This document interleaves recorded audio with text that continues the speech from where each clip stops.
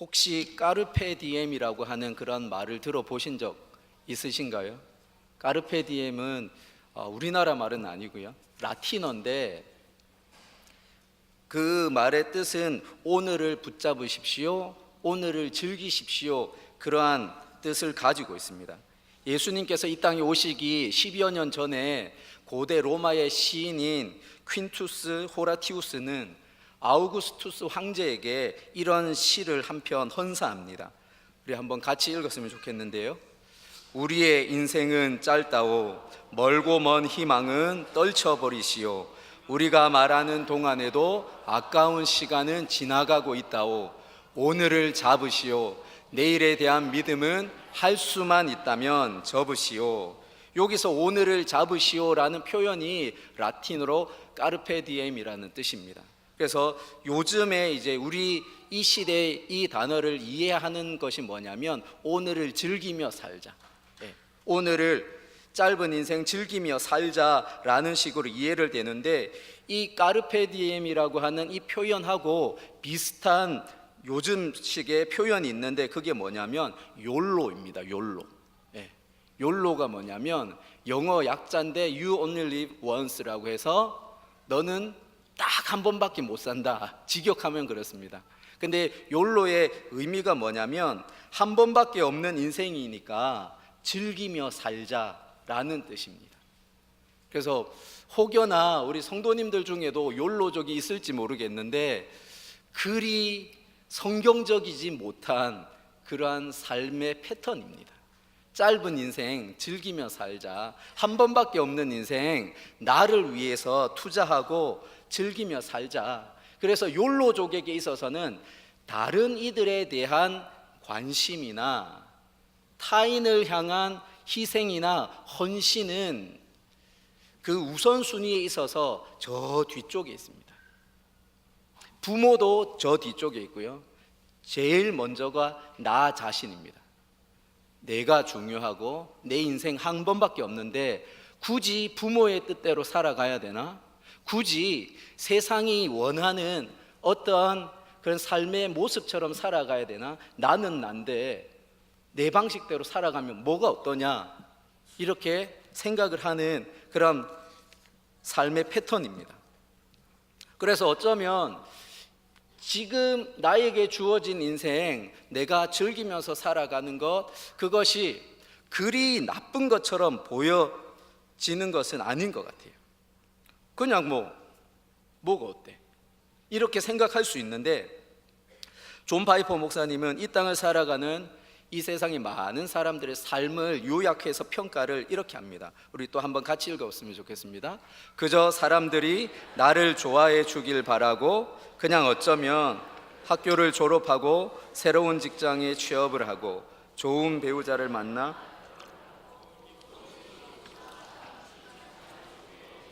늙어서 건강하고 은퇴 생활을 기쁘게 만끽하고 편하게 죽고 지옥에 가지 않는 것, 그게 여러분들이 원하는 것입니다. 이 세상에서의 삶이 영원에 들어갈 수 있을 만한 삶인지에 대해서는 신경 쓰지 않습니다. 비극적인 이야기입니다. 비극적인 결말을 향하여 달려가는 삶입니다. 지금 이 노란색 글씨 그 위에 부분들이 거의 이 땅을 살아가는 사람들의 보통의 기본적으로 가지고 있는 삶의 모습입니다.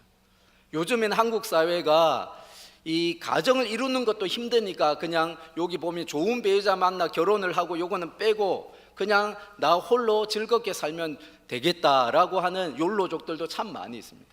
그런데 문제는 이 땅에서의 삶이 여기서 끝나버리는 것이 아니라 이 땅에서의 삶이 그 죽음의 관문을 통과한 그 이후 그 너머의 삶을 결정한다는 사실입니다. 세상 사람들이 인정을 하든 인정을 하지 않든 간에 우리의 죽음 이후에는 이 땅에서의 삶을 정산하고 이 땅에서의 삶을 결산하는 날이 올 것입니다. 하나님의 엄중한 심판 앞에 서는 그러한 날이 있다는 사실입니다. 그럼에도 불구하고 많은 사람들은 그저 한 번밖에 없는 인생, 오늘 하루를 즐기면서 살아가자, 그렇게 사람들은 주장하면서 그렇게 살아갑니다. 우리의 인생이 한 번뿐이고 너무나 짧은 인생이라는 사실을 알았던 다윗은 시편 39편에서 이와 같이 고백을 하고 있습니다. 우리 표준 세번역으로 번역되어진 표현인데 우리 한번 또 같이 읽어보겠습니다. 주님, 알려주십시오. 내 인생의 끝이 언제입니까? 내가 얼마나 더 살 수 있습니까? 나의 일생이 얼마나 덧없이 지나가는 것인지를 말씀해 주십시오. 주님께서 나에게 한 뼘 길이밖에 안 되는 날을 주셨으니 내 일생이 주님 앞에서는 없는 것이나 같습니다.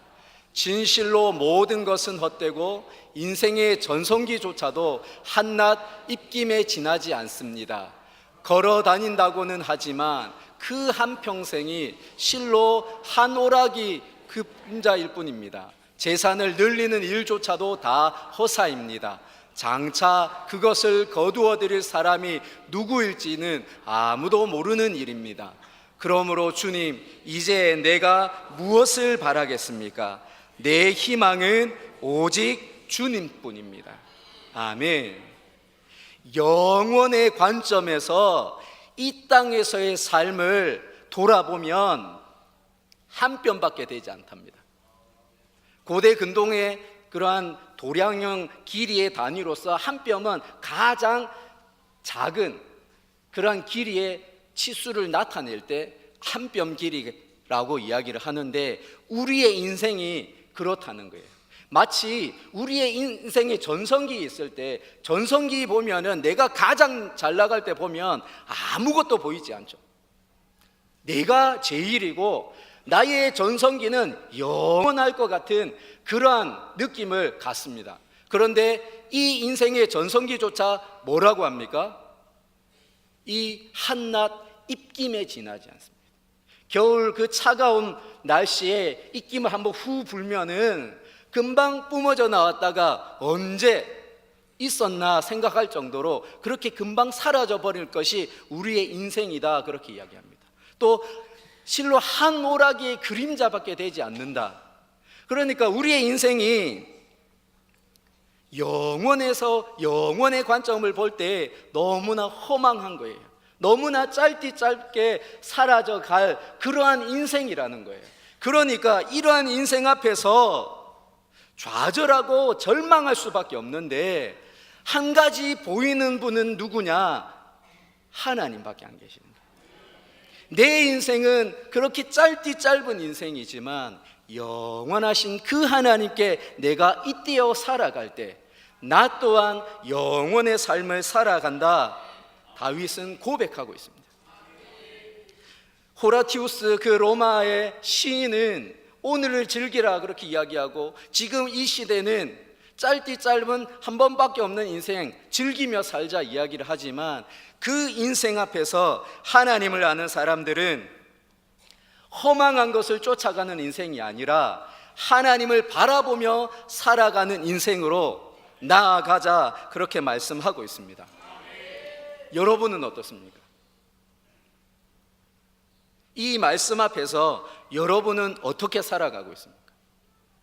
여러분도 마치 지금 이 땅의 삶이 전부인 양 여기에만 집중하고 몰입하여서 그렇게 살아가고 있는 것은 아닙니까?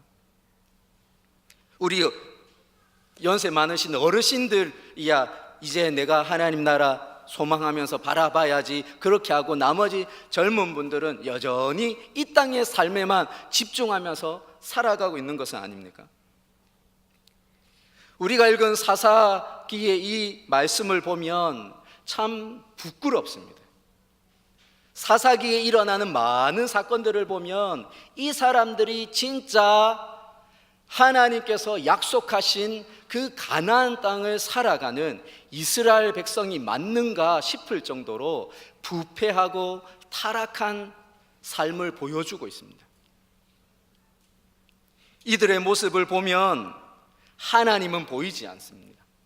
그저 지금 눈앞에 보여지는 인생에 만족하면서 즐기면서 그렇게 살아가는 사람들이 사사기를 살아가는 그런 사람들의 모습처럼 보여집니다. 지금 이 땅을 살아가는 우리들과 비슷한 그런 모습처럼 보여진다는 사실입니다.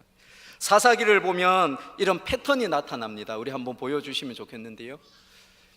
사사기의 패턴이 뭐냐면 하나님께서 하나님의 백성을 그렇게 불러주셔서 가나안 땅에 정착하여서 살게끔 했는데 이들이 타락하고 범죄합니다. 하나님을 배반하여서 가나안 우상들을 섬깁니다. 그럴 때에 하나님께서는 심판의 채찍을 꺼내 드셔서 이방 나라를 통하여서 고난을 주시고 심판을 할 때에 그때야 다시금 돌아서서 하나님을 찾고 부를 짓고, 그러면 어떻게 합니까? 하나님께서 사사들을 세워가지고 그들을 구원해 줍니다. 그것이 계속해서 반복되는 것이 사사기의 그런 모습이에요. 근데 그러한 반복되는 패턴이 가면 갈수록 더욱 심각해집니다. 그리고 사사기의 제일 마지막 사건은 뭐냐면 어떤 레위인 한 사람이 있는데 이 사람이 첩을 한 사람 들였습니다. 첩이라고 하면 나의 정식 아내가 아닌 정식 아내를 두고서 두 번째 여인을 또한 나의 성적인 쾌락의 대상으로 삼는 그 행위가 바로 첩입니다. 그래서 첩을 데리고 와서 사는데 이 여인 또한 그렇게 행실이 바르지 않는지 그 속에서 여러 가지 어려움이 있어서 친정으로 도망을 갑니다. 그래서 이 레위인은 자기 장인어른 댁에 가서 이 첩을 데리고 오다가 밤이 되어서 노숙할 수는 없으니까 기브아라는 성에 들어가고 그곳에서 잠을 자려고 하는데 웬걸 그 동네 불량배들이 찾아옵니다. 그리고서는 하는 얘기가 뭐냐면 이 여인을 내놓아라가 아니고 남자인 레위인을 나오라 그래요. 요즘 말로 뭐하냐면 동성애 하자는 얘기입니다.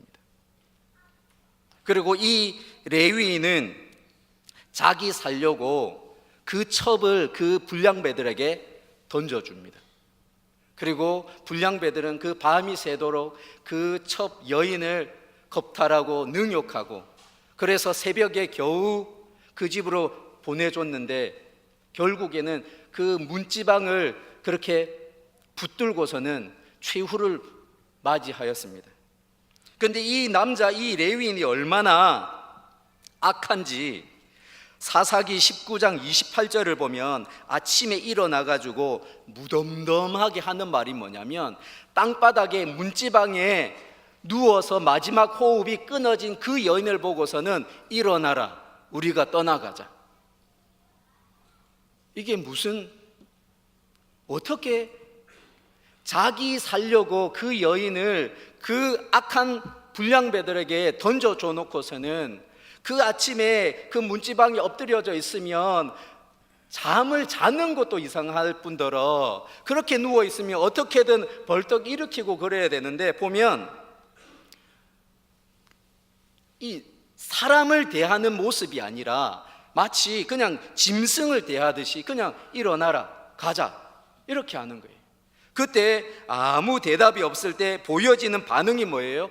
통곡하거나 우는 모습 전혀 없어요. 그냥 시체를 나귀에 실어가지고 자기 집에 가고 거기서 끝납니까? 후하게 장사 지냅니까? 아닙니다. 이 시체를 이 여인의 사체를 12등분으로 쪼개어가지고 각 지파에 다 보내는 거예요. 그러면서 자기가 이런 일을 당했다 온 이스라엘 지파들이 다 알도록 그렇게 만드는 거예요. 그러니까 이스라엘 총회가 열리고 그때 이 사람이 어떻게 또 보고를 하냐면 사사기 20장 5절에 한번 같이 읽겠습니다. 기브아 사람들이 나를 치러 일어나서 밤에 내가 묵고 있던 집을 에워싸고 나를 죽이려 하고 내 첩을 욕보여 그를 죽게 한지라. 지금 이 보고는 거짓말이에요.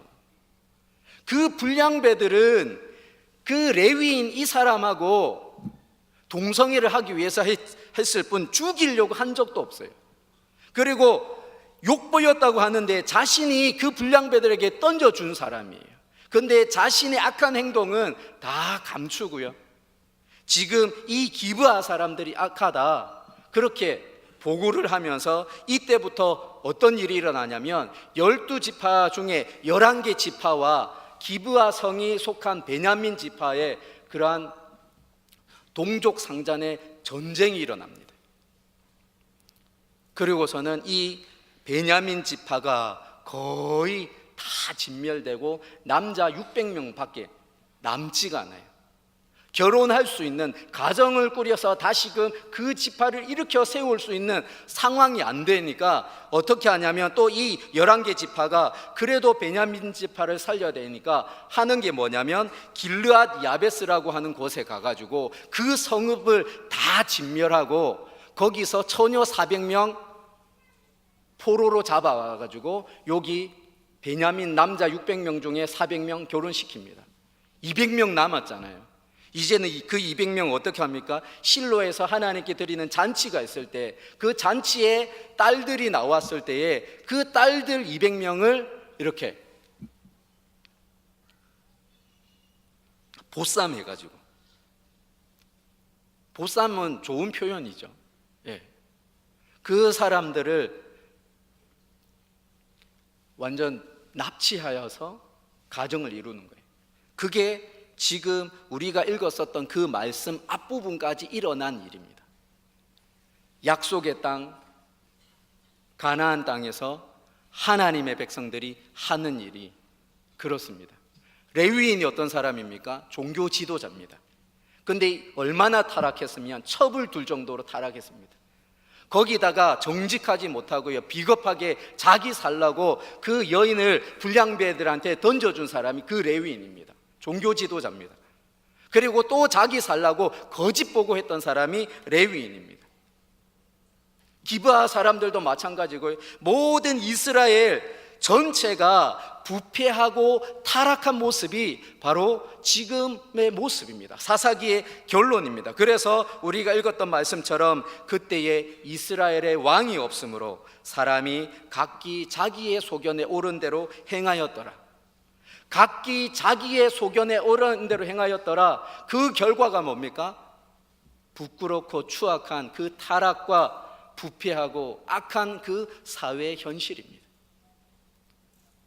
자기의 소견대로라는 뭐냐면 히브리어로 보면은 자기가 봤을 때, 자기의 눈에, 자기의 관점에 근거했을 때에 옳은 거예요. 옳다라는 말은 히브리어로 야샤르라고 하는데 이게 뭐냐면 어떤 기준에 부합하는 상태예요. 그래서 야샤르가 중요한 의미를 가지려면 그 기준이 중요합니다. 그 기준이 어디에 있느냐에 따라서 이 야샤르가 달라지는 거예요. 그런데 우리가 읽었었던 사사기 21장 25절 말씀을 보면 자기의 눈에 야샤르한 거예요. 자기의 기준에서 봤을 때 옳은 게 옳은 거예요. 그러니까 어떻습니까? 다 제각각이죠. 다 제각각입니다. 레위인도 레위인 스타일로 자기 원래 레위인의 모습이 아니라 자신의 이 육정으로 올라오는, 정욕으로 올라오는 그것이 야샤르 하는 거예요. 그래서 그 마음대로 하는 거예요. 거짓말도 하고 첩도 삼고 자기 살라고 그 연약한 여인을 그렇게 던져주는 사람이 그 레위인입니다. 기브아 사람들도 마찬가지고요. 동성애 하려고 그 불량배들이 쫓아옵니다. 나머지 이스라엘 지파들도 또한 마찬가지입니다. 명확하고 정확한 기준이 없으니까 내 입맛에 맞고 내 눈에 보기에 옳은 대로 하니까 엉망인 거예요. 그저 본능에 충실하게 살아갑니다. 지금 시대가 그렇지 않습니까? 우리가 동성애가 죄라고 하면 그들은 아니라고 합니다. 왜요? 자신들의 기준에 그거는 옳거든요. 분명한 기준이 없기 때문에 그렇습니다. 사회가 부패하면 할수록 보여지는 사회적인 특징 중에 하나가 뭐냐면 도량형 그 기준이 흔들려요. 킬로그램이 돈 많이 가진 사람의 킬로그램하고 돈 없는 약자들이 가진 킬로그램 이 도량형 단위가 달라져요. 길이가 달라지고 무게가 달라지고 부피가 달라져요. 기준이 제각각으로 바뀌어져 버리는 겁니다.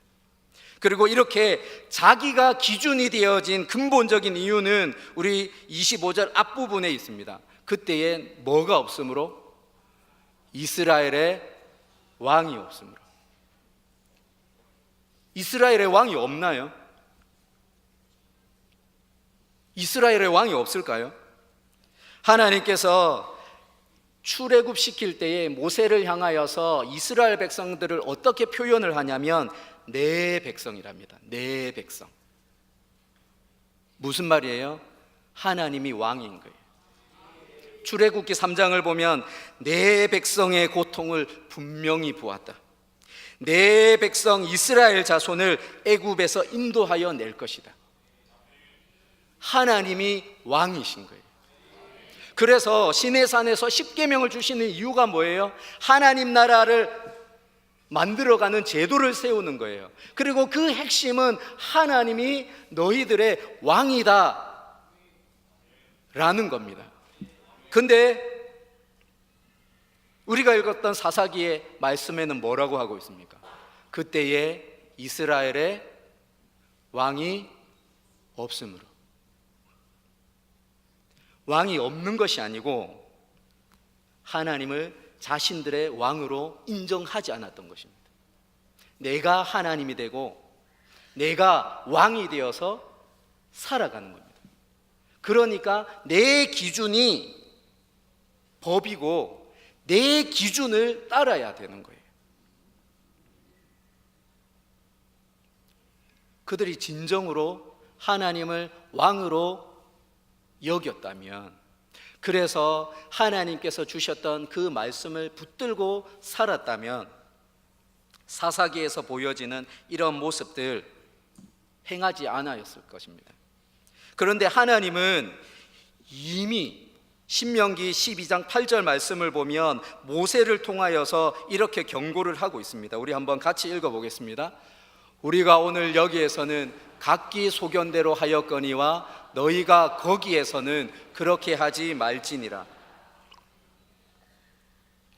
지금 모세가 이제 출애굽의 여정을 마치고 약속의 땅으로 넘어가는 이 출애굽 2세대 이스라엘 백성들을 향하여서 너희들이 지금까지는 너희들의 눈에 보기에 옳은 대로 행하였을지 몰라도 제발 거기 가서는 하지 마라. 제발 거기 가서는 그렇게 하지 마라. 그렇게 말씀합니다. 또한 우리 신명기 6장 18절 19절 말씀 한번 또 읽어보겠습니다. 여호와께서 보시기에 정직하고 선량한 일을 행하라. 그리하면 내가 복을 받고 그 땅에 들어가서 여호와께서 모든 대적을 내 앞에서 쫓아내시겠다고 내 조상들에게 맹세하신 아름다운 땅을 차지하리니 여호와의 말씀과 같으니라. 여기서 정직하고가 야샤르입니다. 그리고 선량한이 뭐냐면 우리가 잘 아는 토브입니다.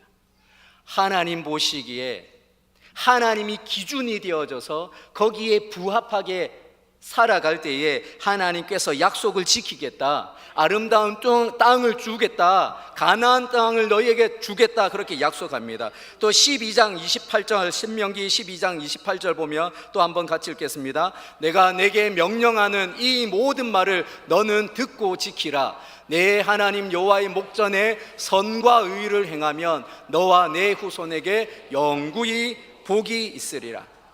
여기서 선이 토부고요, 의가 야샤르입니다. 지금 계속해서 반복해서 하나님 말씀하고 계시는 거예요. 하나님의 백성들이 하나님을 기준으로 삼아서 하나님의 말씀을 기준으로서 살아갈 때에 너뿐만 아니라 너희의 후손들이 복을 받을 것이다 약속하고 있습니다. 이것이 하나님의 백성들에게 요구하는 하나님의 부탁이고 명령입니다. 그리고 이러한 기준은 사사기에서만 끝나지 않습니다. 우리 다윗을 보면 열왕기상 15장 5절을 보면 다윗의 삶을 평가할 때에 평생에 여호와 보시기에 뭐해요? 정직하게 행하고, 여기서 정직하게가 야샤르예요. 이 표현이 뭐냐면 이스라엘 왕들 중에서 선한 왕이냐 악한 왕이냐 판가름하는 기준이에요. 야샤르를 하나님 보시기에 행하느냐 행하지 않느냐에 따라서 그 사람이 선한 왕이냐 악한 왕이냐 평가되는 거예요. 그래서 남쪽 유다의 아사, 여호사밧, 요아스, 아마샤, 우시야, 요담, 히스기야, 요시야 왕들은 모두 이스라엘의 선한 왕으로 평가됩니다. 그리고 그들을 평가할 때 늘 여호와의 목전에서 다윗과 같이 정직하게 행하였더니, 야샤르를 행하였더니, 누구를 기준으로요? 자기 소견이 아니고 자기의 관점이 아니고 하나님 목전에서 하나님 보시기에. 왜 우리가 이 땅을 살아갈 때에 하나님 보시기에 야샤르하게 옳게 살아가야 됩니까? 우리가 아까 우리 로돌릭 찬양할 때 하나님 보시기에 온 우주 만물을 창조하시고 하나님 보시기에 뭐 했다고 하여? 좋았더라. 거꾸로 뒤집어서 말하면 온 우주가 누구의 것이에요? 하나님의 것이에요. 하나님의 것이니까 하나님의 기준이 법이 되어져야 되고, 하나님의 기준이 표준이 되어져서 거기에 걸맞게 살아갈 때에 그 삶이 복되다 하나님 말씀하고 있습니다. 우리가 지금 살아가는 시대를 포스트 모더니즘의 시대라고 이야기를 합니다.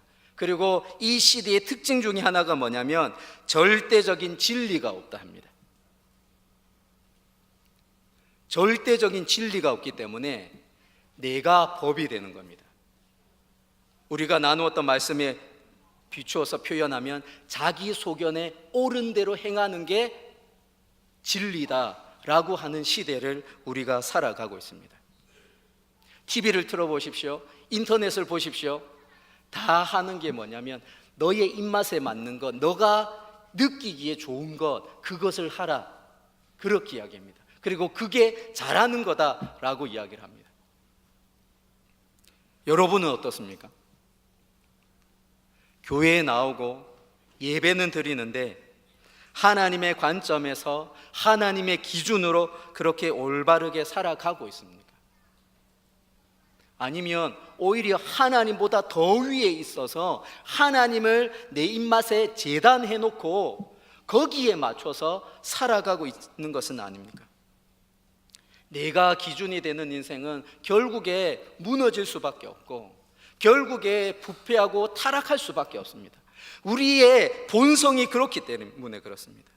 그런데 하나님께 소망을 두고 하나님께 그 인생의 기준을 두고 살아가는 사람은 어떻습니까? 시대가 바뀌어도 지역과 나라와 그 모든 것을 초월해서 하나님의 영광을 올려드리는 그러한 삶을 살아갑니다. 제가 음악에 대해서는 잘 모르는데 우리 오케스트라 이 팀 전체 오케스트라 단원들이 연주를 시작하기 전에 하는 게 뭐냐면 튜닝입니다. 튜닝. 지휘자가 요 앞에 서가지고 딱 신호를 주면 오보에 연주자가 라음을 삑 붑니다. 왜 오보에를 사용하냐면 그 이유 중에 하나가 뭐냐면 주위 환경에 따라서 그 음이 변하지 않기 때문에, 그 변함의 그 정도가 적기 때문에 그렇답니다. 그래서 그것을 기준으로 삼아서 오케스트라 모든 악기의 연주자들이 다 그 음을 맞추고 그 음이 다 맞추어진 그때에서야 비로소 지휘자가 그 웅장한 곡을 연주하기 시작합니다. 변함없기 때문에, 흔들리지 않기 때문에 오보에를 사용하는 것처럼 우리에게 있어서, 우리의 삶에 있어서 기준은 오직 하나님밖에 없습니다. 하나님을 붙들고 살아갈 때에 우리의 삶의 모습은 달라도 우리를 하나님께서 도구 삼아서 아름다운 노래를 연주해 가실 것입니다.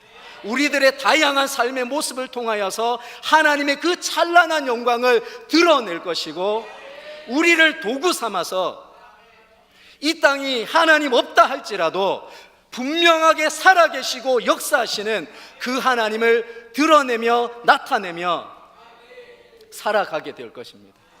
우리 모두 하나님께 기준을 두고 나의 기준은 오직 하나님이며 하나님 보시기에 옳은 대로 행하였더라, 그것이 우리의 인생의 고백이 되어지기를 주님 이름으로 축원드립니다.